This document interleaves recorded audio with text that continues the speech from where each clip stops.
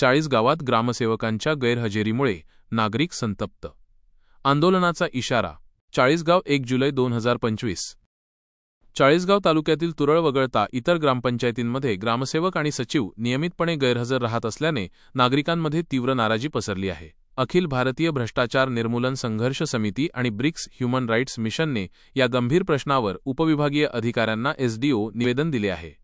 ग्रामसेवक मुख्यालयी न राहता शहरांमधून कामकाज करत असल्याने ते महिन्याभरात फक्त 1-2दाच ग्रामपंचायतींना भेट देतात.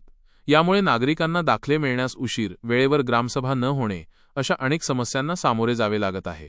या परिस्थितीमुळे ग्रामपंचायतींचा विकास खुंटला असून आर्थिक व्यवहारातही अनियमितता दिसून येत आहे.